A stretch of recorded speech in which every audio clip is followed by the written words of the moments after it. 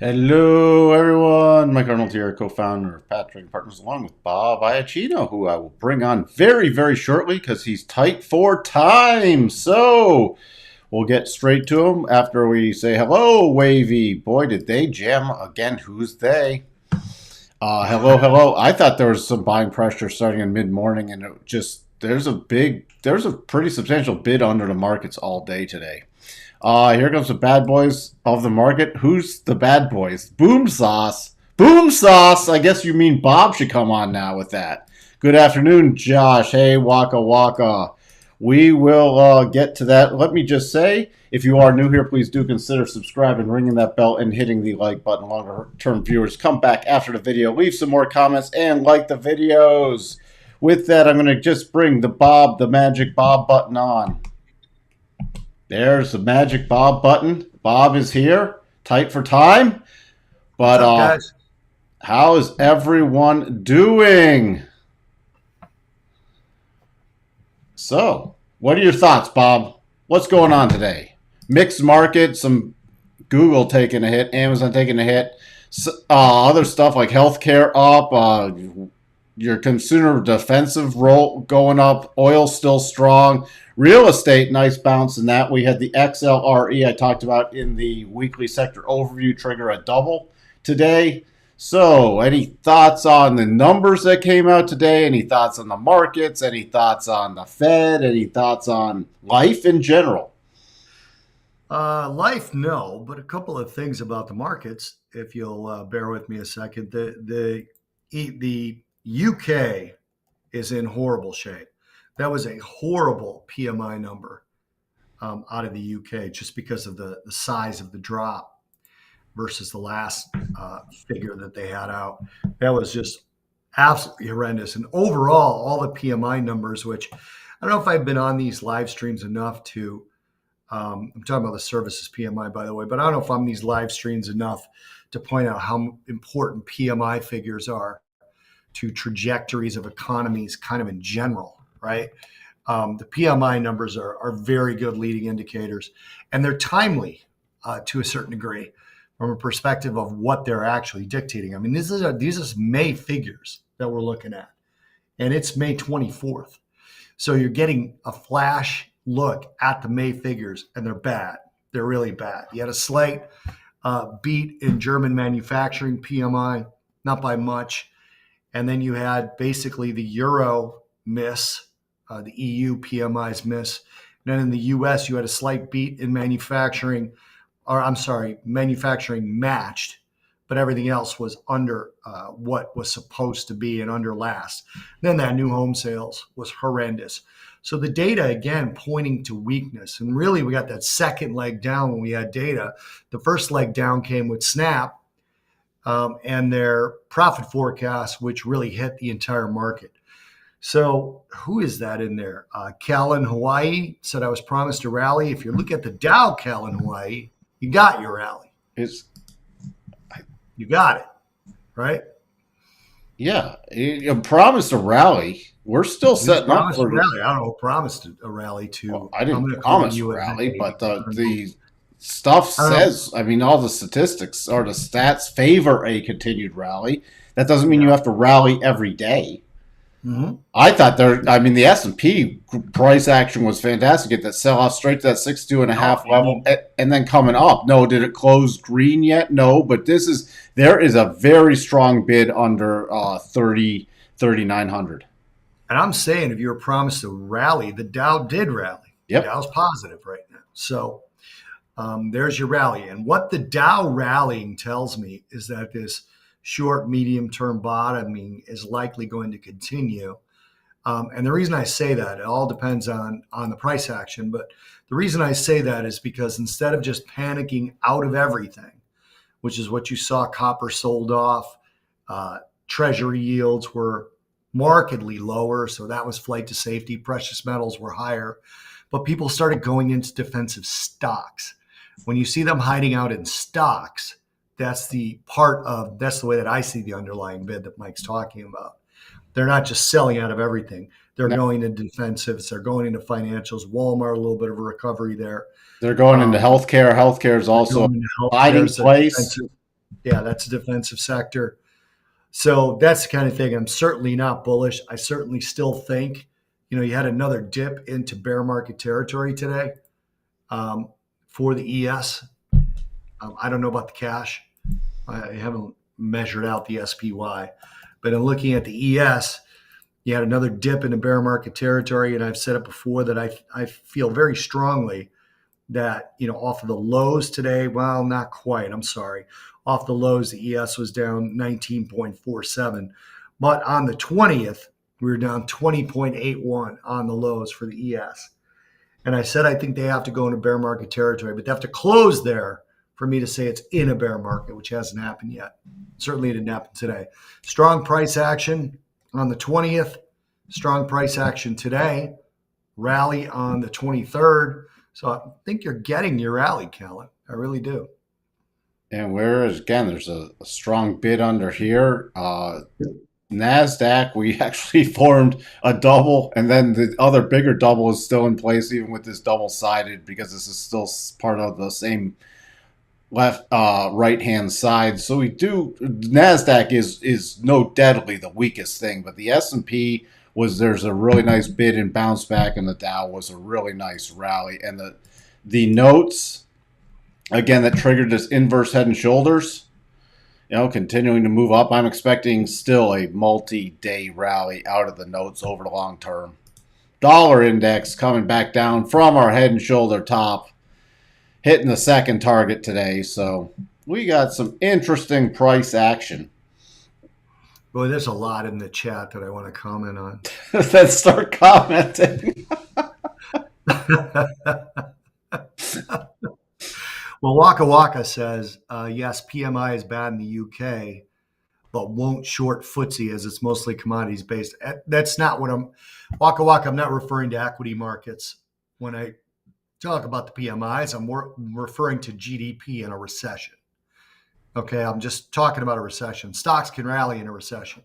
You have to differentiate between economic commentary and price action commentary, which 99% of the time I'll just leave to Mike, okay, because he's better at it than I am. But from a recession perspective, the PMIs are pointing to a recession in the UK.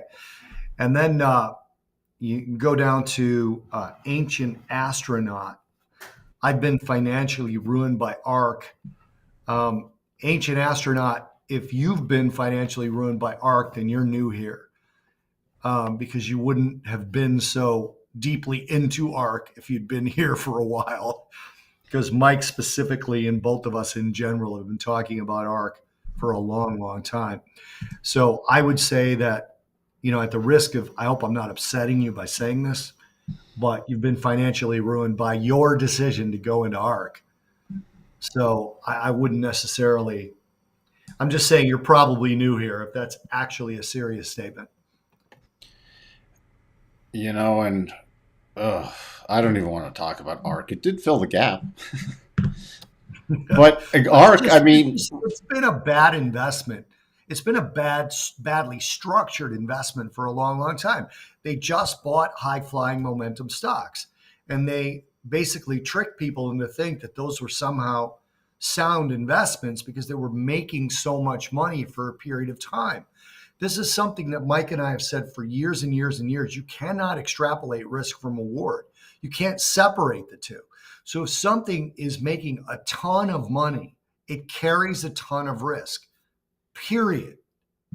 End of statement, end of book, the end, part 2 coming later. There's no sequel. If something is flying high, it carries with it a lot of risk. And if you don't realize that, I don't know. We just have to keep saying it, I guess. That's kind of what I mean by that statement. I talked all the time, vertical up, vertical down. Yep. Generally, because stuff that outpaces, this is not a sustainable return. And you even see it in stuff that people said, what's Tesla off 50%? This can still drop a lot more, but you got these vertical up moves, and now you're getting the vertical down moves. It doesn't matter whether it's crypto, whether it's GME, whether it's AMC, whether it's whatever it is. When you get these vertical movements, you also get these vertical corrections generally. Things can try to stay up longer, but it's not sustainable. That's one of the problems with, if you look at the like a monthly chart of the NASDAQ, this is where there's could be a lot more pain. I mean, this little stuff, when it just went absolutely vertical, and you're starting to see it unwind in a vertical fashion. Right. When you look at it in the monthly context. So, you've all heard the phrase flying too close to the sun. I think everybody knows that comes from the Icarus myth. I'm assuming everybody knows that. If you don't know it, just read the short story about Icarus. But basically, when you fly too close to the sun, you fall to the ground a lot quicker when your wings melt. That's basically the story. So, and that's not us discouraging people from getting into risky assets. It's not it at all. We've both done risky trades, Mike and I. I've traded a ton of crude oil, which prior to cryptos, that was the riskiest thing you could trade in the futures markets. So we're not trying to back you away from risk. We're trying to get you to size things correctly. When you've decided to get into something that carries risk with it, you have to size those positions correctly at a level that you can afford that when your wings melt. Or you get out of them more quickly and you don't get greedy on them. You don't hold on to these things and then you watch them go higher and you're all upset. It's very much why Mike and I, from a price action perspective, always have targets. We have targets on our riskier things too. And when the trade gets to those targets, we're either out or we're trailing a stop. That's because when those things collapse, you want to be able to get out, period. And you don't always collapse. You don't want to let anything ruin your portfolio. Mm-hmm. Because now it's, again, you take a 50% loss, you have to have a 100% gain just to get back to where you were. So, yeah, you're going to take losses in investing and trading, but you're trying to minimize your losses, because then when you get into great market conditions and things just run, you keep trailing a stop until, when you raise it at your targets or you get out of some at targets, and then you keep riding the markets. This is not the market to ride, and this is always why we preach, before you get into a trade or investment, know your stop. And also know how you're going to trail your stop. So you're not caught in something, because everything turns around at some point. Yep. It does. Even the best stocks turn around. So I'll add something to that, Mike. Have an idea of your target. So like if you got into ARK and your target was infinity, it's financial ruin is in your future. Okay. I mean, it's that way with anything.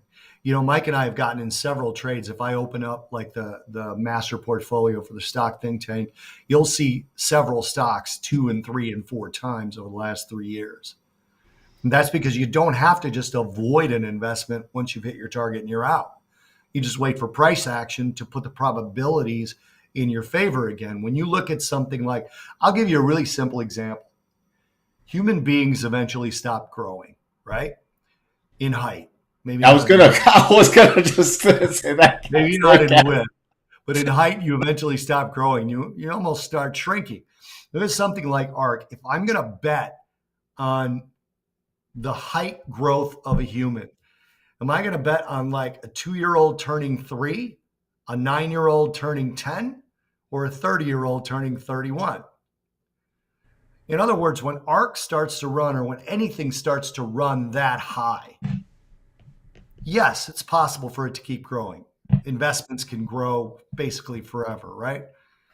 But what's more likely, something that's gone parabolic or something that the price action shows good returns over time and it's been kind of flat lately? What's likely to have a larger move? Now, obviously, it's too simplistic for an investment. But when something goes through a growth spurt, you might want to consider taking some chips off the table and waiting for another flat period and another price action signal for a second growth spurt. That's kind of, I think I got to work on that anecdote. I don't think that one really works, but. Yep. So, just again, one takeaway is don't over consolidate your portfolio into just 1 or 2 things that are high flyers and then not have stops. Right. because it can hurt. You're better to get slow and steady wins the race overall. Chasing a lot of these people, that's where there's going to be the ruin to a lot of diamond hands. If they're truly diamond hands is one of the biggest ruiners of portfolios ever. Well, I've just never understood this idea like, let's keep holding. Well, when are you getting out? Never. Well, what's the point then? What do you mean never? You're passing these stocks on to your shitty kids? Sorry, I don't know. I don't know that people have shitty kids, but I'm just saying in general, it's like, what do you mean never? Like, that doesn't make any sense to me. You look at what happened to AMC now. I mean, there's a double bottom forming, at least potential double bottom, I should say, on the daily. Or you look at like, GameStop or even Bitcoin. I mean, GameStop's it's an ugly chart. There's no really good pattern there as far as I'm concerned. And then you look at something like, I like to look at the Bitcoin futures just because I think the price action is more reliable when I look at them. But you can't just look at these things and say, well, I'm in, I'll use ARK as an example. I'm in ARK and I'm just holding it. We're holding it for when? Well, retirement. Okay, well then you're not financially ruined. And again, I'm done talking specifically to ancient here, just speaking in general and using ARK as an example. It's like, well, I'm holding it until my retirement. Okay, well then don't worry about it. Like, you're not looking at it as something that's going to take care of you today. Well, I'm holding it, I'm trying to double my money and then get out. Okay, at least that's a plan. I don't know. I think I'm beating a dead horse here. Yep. This is where I like to see. I really don't like moves like this. Mm-hmm. Why? I mean, even in the short term, I don't like them because you tend to get these moves. I mean, I'd rather have something just slowly grinding higher. Yep. That's preferred because again, and there's ways there's other strategies you could do around something slowly grinding higher with options and everything else, but it's much more sane to trade than try to eke out. Oh, look, I've made 100% in 2 days. Well, you could also lose 100% in a day. Right. So, hey, Lauren, thanks you for the super stickers. Again, big shout out to Lauren for those super stickers. Where do we sit now? Wall Street bets all in. What is that? 10,000% leverage out of the money calls on Tesla. See, this is where they're keep telling people, and then I see. I talked about this the other day. What's a margin call? Okay, I'm sorry, but that's the kind of stuff you get. I'm gonna tell a quick story, and then while I'm telling the story, if you guys have any specific questions for me, otherwise I'm gonna jump.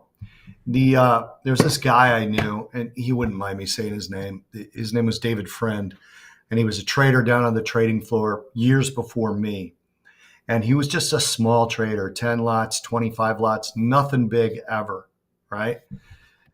But he would go on these extravagant vacations, and he had 3 cars, and he had a great penthouse apartment. And I was like, I don't understand how this guy lives the way he lives. He's just such a small trader. Like, does he have family money? Somebody told me, oh no, during the 87 crash, he left the trading floor a week before it happened on about a 3 or 4 week vacation. And, there were no cell phones, right, at the time. So they couldn't get a hold of him. He had a 25 lot out trade, went his way, right? He was basically short S&P futures. And when he came back in, he was basically a millionaire. And it was a mistake. It was an accident, right? Well, obviously, after about a week of it, 2 weeks of it, one of his clearing firm covered it for him, and one of his clerks signed off on it. And he basically gave the clerk $500,000, and that was he never made a big trade ever again in the entire time. He just came to work, played around here and there, took his winnings, and went home. Now, there's times where he said, he knew there was good trades that could happen. He could have put on a big trade here, and if he lost some money, it wouldn't have mattered that much. But the way he looked at it, he basically had a pot of gold drop in his lap, and he wasn't going to risk it. It wasn't worth it to him to try and prove to himself that he was smart. And that's, I think, what a lot of diamond hand people probably were thinking when they were hanging on to GameStop and AMC, and there were a couple of others, Highcroft Mining, and I mean, there were some others before that as well. But there's some guys that took their profits and they just moved on. But other guys were like, I'm holding this forever. I'm adding here. This is, we're fighting the hedge funds. It's like, dude, stop. It went up and it wasn't supposed to. It just wasn't a logical thing. So this is the kind of thing with trades like ARK and to a certain degree crypto, although I still kind of believe in crypto. Just have to have these stable coins wash out. And, the guy just took his winnings and he went home. And I think when something happens that quickly, it's a good lesson to be learned. Not necessarily you have to do it. You could still trail. You can always trail. But I don't know. It's kind of a good story that I keep in my head all the time. Yeah, and again, don't mistake. A lot of people thought they were geniuses. Just like in the .com and just like in the run-up in ARK, I'm some trading or investing genius, and they wrote it up and they wrote it all the way back down because they never locked in anything. They just thought it would keep riding the gravy train. It's like still had people last year taking out home equity loans to go all in the stocks, and that's not turning out so well because they didn't get out. Yeah. So we'll see. All you got to do, Wavy, is start working with targets, my friend. Talk to Mike about that. He can teach you that. All you got to do is start working with targets. Yep, you got to work with. That's why I teach stuff with targets, because you can at least take an action. You don't have to necessarily take profits. You can take an action, and then action can be, I'm raising a stop. I'm trailing. It's also something Mike and I teach. A target doesn't necessarily mean you have to take a trade off. A target is a place where an action is needed, where an action is demanded. That action could be taking part of your trade off, could be taking all of your trade off. It could be moving your stop. It could be placing a stop for portions of the trade, not the rest. Targets are where an action is needed. And if you take actions at targets, you protect yourself over time. The guy next door to you that buys the next penny stock and it goes from 90 cents to $3 is going to be bragging to you about it all the way home. But you'll never hear when the other stuff happens. They'll never talk about it. Yep. Anyway, I got to run. Anybody got anything for me? It doesn't look like it. So no, we'll just I got to cover some price action. So thanks for being on here. Anything you're expecting? Any interesting stuff from the Fed minutes tomorrow or anything? No, but I might come on tomorrow if there is something. I don't think there's going to be anything drastic. I will say this. Pay as much attention to Mike's target levels as you do to anything else. Okay? I think you guys would probably like to lean when Mike sees a direction. Pay attention to the targets and pay close attention to what happens when the price gets to those targets. That's probably the number one thing you can take from Mike with this price action stuff. Watch what happens when price gets to the targets. You learn a lot from that. All right. Wavy says, see you, Bob. Thanks for this. There you go. See you guys. I'll see you on Thursday, but maybe tomorrow as well. Okay. Thank you, Bob. Cheers, guys. I am back. Small Mike. Let's just go through this. Again, we already... oh, boy. Failed to open page. What is it doing to me? By the way, just to get through concise, we got mortgage stuff. Again, housing numbers were terrible today. But we did trigger that number in the XLRE. Now, can housing hold up a little bit better? Because I think mortgage rates are going to start stepping down with this rally in the 10-year, which means the decline in the yields. Durable goods. So we might not necessarily get so many people are talking about a housing crash. I think it could soften a bit. But, a crash would be interesting. We'd have to have a much bigger market wipeout, which is possible to really get a housing crash. Durable goods tomorrow at 7:30, so I will be on 30 minutes after that, and that's potentially moving, market moving again. Gas and oil stuff tomorrow. So if you're trading crude, don't forget about this. We got Brainerd speaking at 11:15 Central and FOMC minutes at 1 Central, 2 Eastern. So pay attention to that. Fed watch is still about 90%, and we're still in negative gamma territory. Just wanted to cover that with earnings. Actually, Nordstrom gave halfway decent guidance after the close. Tomorrow morning, not a lot, but then tomorrow afternoon we do have NVIDIA, so keep that in mind. Please keep that in mind. Let's take a look here. Let's see. Let me get back through some stickers. Again, huge shout out, Lauren. 2 super stickers today. Thank you so much. You're just working on the gold stars every day. What? Arc the popcorn trade. It was interesting, we got some down, but remember, markets, especially in bear markets, you can get the strong rallies, but this wasn't necessarily negative price action day. It was testing some key levels. Look at your 62.5. Let me pull off this one because that's on the way back up. But here was the 62.5. I even talked about that this morning. That if we broke down, we got some momentum bars off the open, straight down to that 62.5. So remember, I watch for reversals between the 50 and the 62.5. And we definitely got the reversals down here. There's your 62.5. I don't think you can get much more accurate than that. And then we got a nice little reversal pattern moving on up. Just those momentum bars off the open, then that reversal right there. So that was pretty decent price action, at least testing. And what I'm talking about is under 3,900. There is, even with the lower liquidity, there is a very decent bid under there. It's a little wider with the levels, but there is a bid. That's why I'm still leaning bullish. We got the first hit of the rotation zone, the pullback, with the bid coming in after, getting below yesterday's low to that key area. Remember, watch between the 50 and the 62.5. Let me get my other levels on there. Oh, come on. Come on. There we go. There we go. I wish it would just do that. All right, then remember, we also ran up between the 50. That's the blue lines. Let me take off the purple lines between the 52 and the 62.5 yesterday, and then we rotated down to test the other side and moving on up. Why is it important? Because a lot of times you need these moves to really solidify some kind of short-term bottom. And we still have, you got to learn to trust things. Cycles turning up, RSI getting up here, and we had the divergences, and you can still get these shakeout moves. Can we still head lower? Yeah.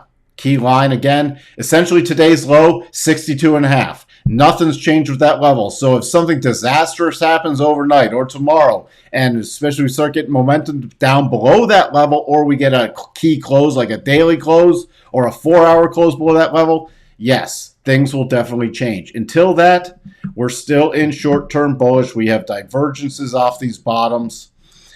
Short-term bullish. Tomorrow I'm watching for a return to yesterday's high, and then we get that close above the 62.5, which is about 39.87, 39.88 area. Then I'm watching for my first major target. Then is 40.59, 40.60 area. Why is that my major target? Because statistically, we favor a return to that somewhere up in here, and that's where the top of the daily rotation zone is, and we have a declining trend line, so we could poke through that, but I'll watch in relationship to how we close.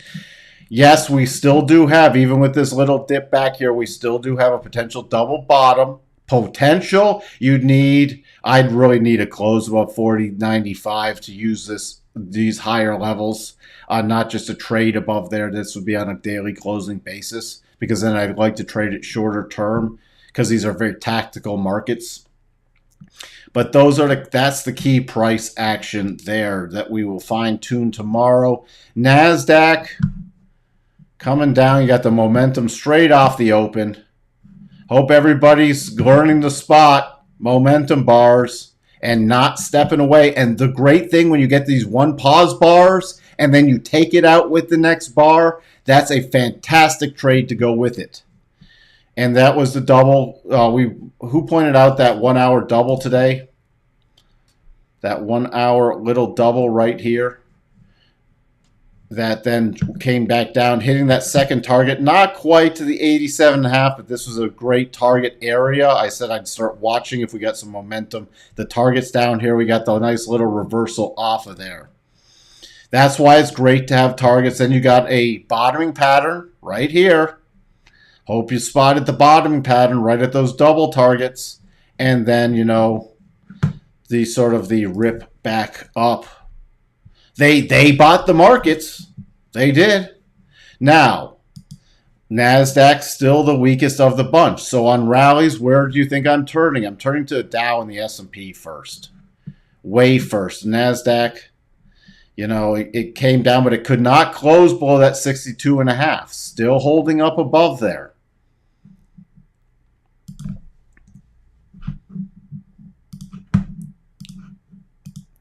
So on the reverse side, we start getting back. You see the 50% level with the declining rotation zone. Start getting back above a 12,050. I'm targeting 12,175. Then we get a close above there. See, this is a valid potential little double. Do you see this? And look, the next 75% harmonic from this retracement move is right at the first double target. The second target from the double is right at your 87.5. So everything's sort of aligning if it breaks up still. And that would just be for a return to test this 12,600 area. And it is against the daily rotation zone, so it is slightly lower probability. And you also see here with this prior harmonic that would again tested today. So there are still short-term bullish plays in here, and there is a pretty decent bid below about 11,800 in the NASDAQ. And we got the divergences there. We got the cycles turning up. So there could be, again, more upside to this.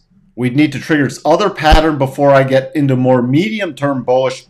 But short-term bullish until we get that close below that 62.5. I have to stay with these short-term bullish patterns. Dow coming back down, just retesting, then rocketing back up. Rocketing back up, nice little double pattern right here. Don't need to review everything in that.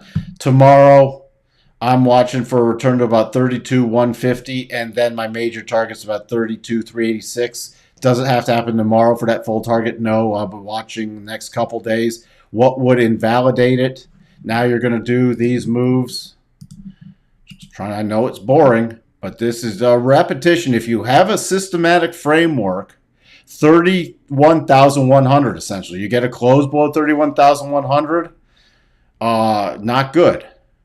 And again, I get people reaching out to me. Your levels are too far away. Use smaller positions. Why do you want levels, especially you want the key statistical levels, especially in markets like this, because else you could get whipsawed by the volatility. And if you don't have any, if I had a closer statistical major level, I would tell you. That's where a lot of people get flawed. They try to trade too big and keep too tight stops, and they get stopped out repeatedly, and it costs them more money than sticking with a smaller position with a bigger stop where it's statistically relevant.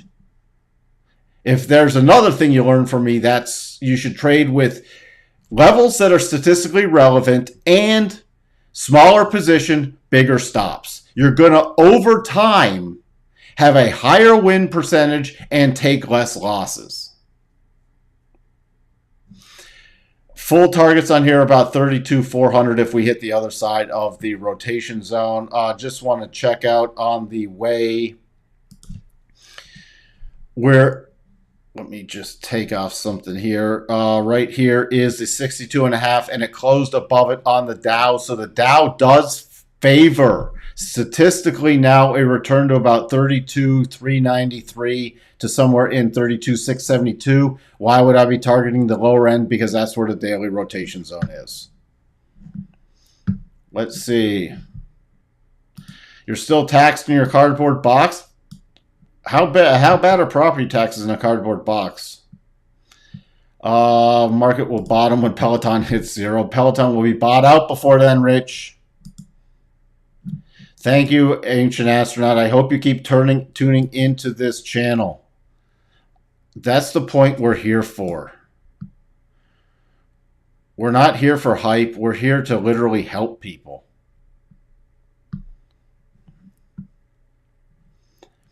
It all comes to greed. People don't want to take profits. They could be up 5. They wait for 7. They get 7. They want 1,000. They want 1,000. That's why they also ride it back down. But if you have a trailing stop and you don't get greedy, trail out. Where do we sit? Discipline sometimes requires pain to modify behavior. Completely agree, Patrick. People hopefully learn from their mistakes. And I feel bad for people who take portfolio hits or big losses, but then hopefully it puts them in the right direction and they learn from those behaviors and they don't repeat it. The worst thing that happens to newer traders and investors is them to get into a screaming bull market and think they can do no wrong and think they're the next genius stock picker when, you know what? They're not. And they don't have methodology, and they think, hey, look, I've turned 10,000 into 100,000. I'm some genius, and then they turn that 100,000. They could even turn 100,000 into 200,000, but then they turn it back into zero. Or worse, they lose more.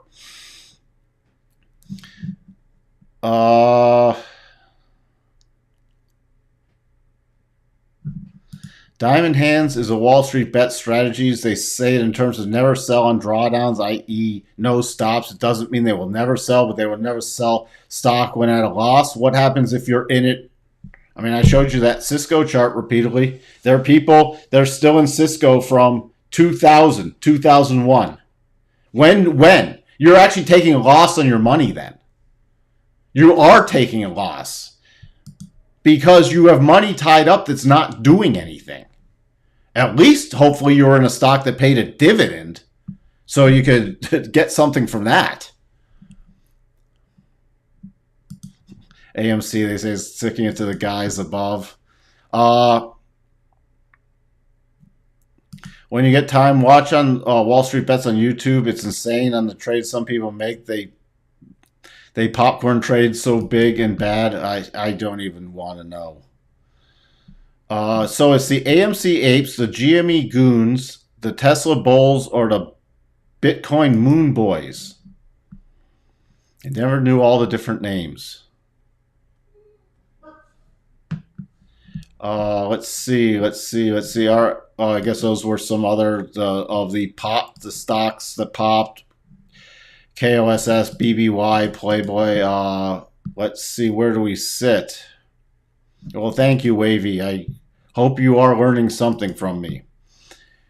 Hey, welcome, Connor. Glad to have you here. I'll have to let Bob know that you liked his story. Are you going to hold off the move with real estate coming down?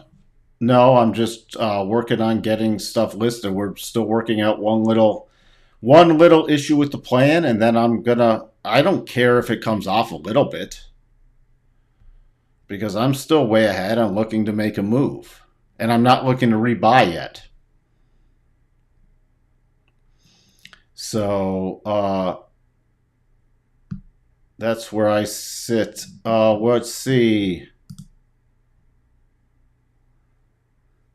George, is that mine? Have you ever looked at the market psychology chart? Do you think it is useful? You have to cite which one, because I've seen a bunch of different ones.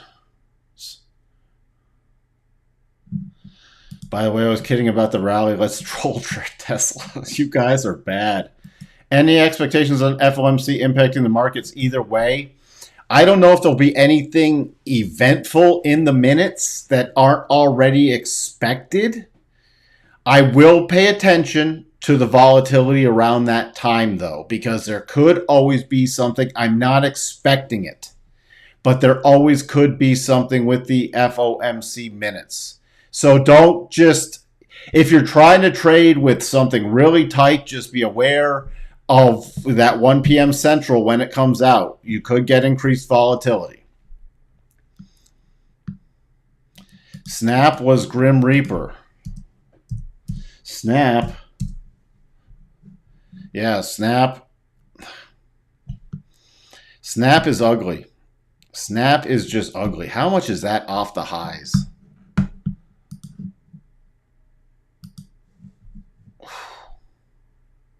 Nearly 85%.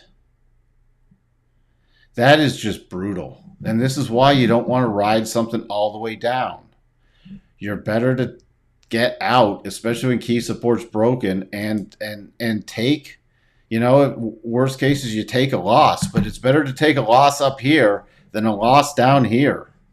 Let's take a look at a couple other things. Crude, by the way, crude it had this little, I'll show you right here, just little mini head and shoulders, and coming back down to the first target, there is and I was looking for this for levels for strength, and you see here that first target, there was a consistent bid just below that first target.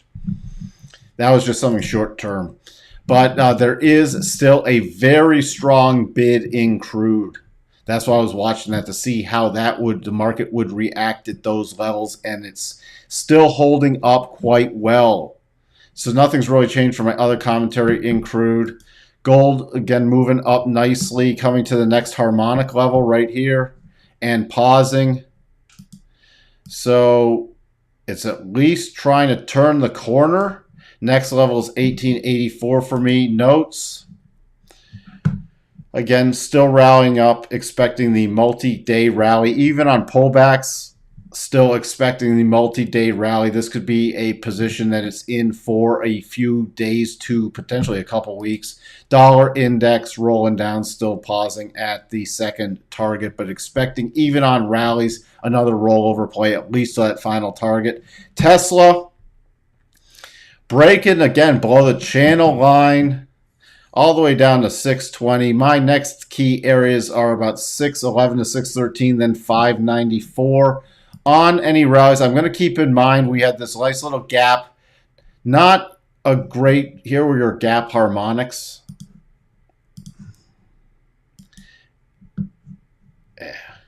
Where'd that go? Don't do that. Come here. Sometimes. Coming back, rallying back with the flag to the 50 to 62.5 of the gap harmonics, and then rolling over again. So just keep in mind for tomorrow, or if it's going, there's a little double into the close. But your key level is essentially above today's high, just above there, 654.64. So if you start getting key closes above that, I would target the gap fill, especially if we get a continued rally in the bottom. If we sell down and break through today's low, 611 to 613 is my next area. So that's what's going on in Tesla. And even if you do have this gap fill, you see here that's just essentially returning to now the bottom of the 4-hour rotation zone. Do you have a potential double here? Yes, you do. This is a potential double. So if you got a stronger rally in Tesla, which would just be wonderful to load back up on shorts, first target 709.61. It is lower probability since it is against the 4-hour and daily rotation zones. But then your next target at the 62.5 of this down move. So you have the harmonic, the target for the double with the 62.5 harmonic. So that would be really my full target, 725. That's where it stands. And then 739.28 just for the point of completeness. Let's see. In UK, we get taxed both ways, and then they give you free slap. The 200% are the tax. Oh, Walker, you make me laugh. You guys make me laugh. Tesla, Amazon are still expensive. Market will not bottom before these two stocks become a little bit cheaper. I think Tesla could become a lot cheaper. Where does it sit with the Amazon? Just looking at, I'm not going to go through all the things. I just want to see the PDE is still 51. Agreed.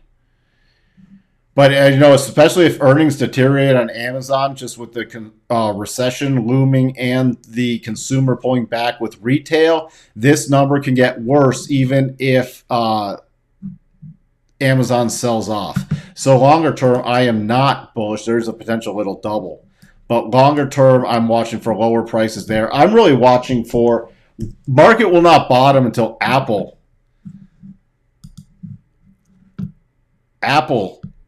has to really take a hit. Apple still has to, in my book, P to E has to still come down. I expect over time Apple earnings will come down, and I'm really focused on, at least that pullback to 120. Would not be surprised if we get into a really deep recession for this to reconnect with the 200-week down at 100. Oh, brother. Please, no. I'm not even going to read that name. To promote Beyond Meat as new chief taste consultant. What the hell is a chief taste consultant? Oh.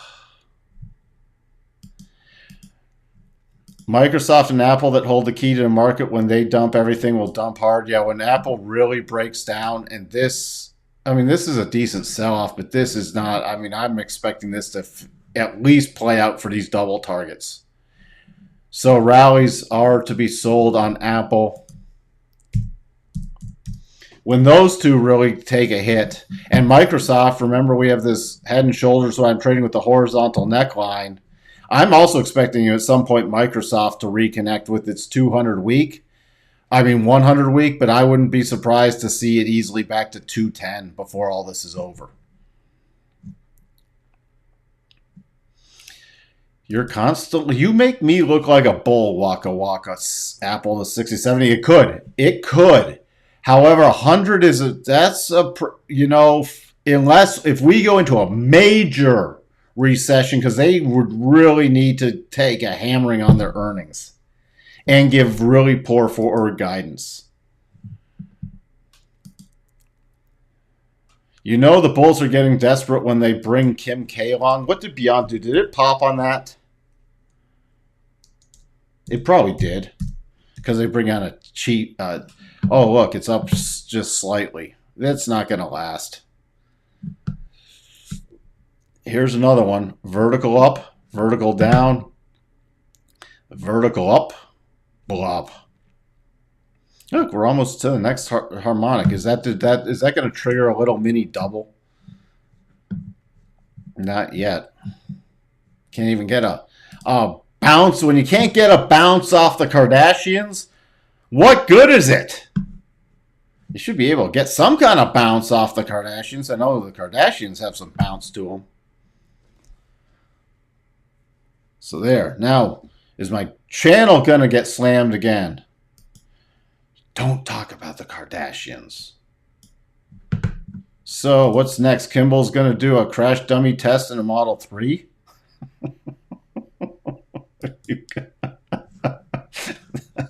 All right, Wavy, you win. You win the comment of the day. If Apple hits a 20% loss, which I think they will due to China lockdown and factory lockdown and global slowdown recession, people won't pay at high stuff like Apple and Tesla. I agree. No Kardashian fans here? You mean this isn't a channel that Kardashian fans turn into? What do you mean? Oh man, that was the user base I was going for. My day is ruined when I can't get, what is it, the TMZ viewership, the Kardashian. I don't even know. I don't pay attention to that stuff. All I keep seeing besides Kardashian stuff all the time is Amber, and I have not followed that. I don't have time to follow this crap. But what's going on with Johnny Depp and Amber Heard? I don't even know.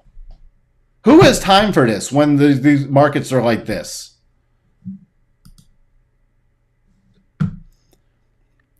Well, you would get more subs. Yeah. How long do you think those subs would last? Your ideal target audience is the Buffett kind of investor, not the diamond hands boys. It's why this channel grows. It's sort of like you want to grow your portfolio, your investments over time. You want slow and steady and consistency and reliability. You don't want vertical up, vertical down. Buffett in a bikini. Don't even give me pictures. Waka waka, you're putting pictures in my head that I don't want to see. Amber Turd. Why eating fake meat if you're a vegan? I can't understand. Yeah, if you're a vegan, why do you need meat products? Why do you want fake meat? If you're saying I don't want meat, why do you even want something that tastes like meat or looks like meat? Doesn't make sense to me. I completely agree, Rich. With that, let's just peek at NVIDIA since they do have earnings tomorrow after the close. You still have a potential double in play. Although longer term, again, statistically, we should reconnect at some point with 144.86. Oh, I get, yeah, okay. See, this is how little I know. I've really got to. No, I don't have to brush up on any of this. We killing it lately. All right, everybody. All right, there we go. By the way, if you are new here, I keep seeing some new people pop in. If you like what we're doing here, please do consider subscribing, supporting the channel, ringing that bell, hitting that like button, leaving some comments.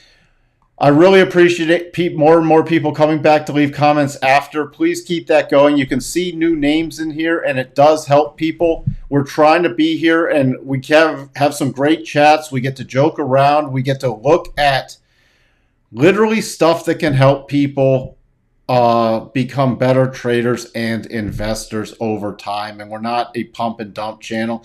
Lauren, thank you again for the super chats. Gold stars all around for Lauren. With that, I will be here. Durable Goods, 7:30 Central. I'll be on 30 minutes after that, so I will chat with everybody then. Have a wonderful evening. Bye for now.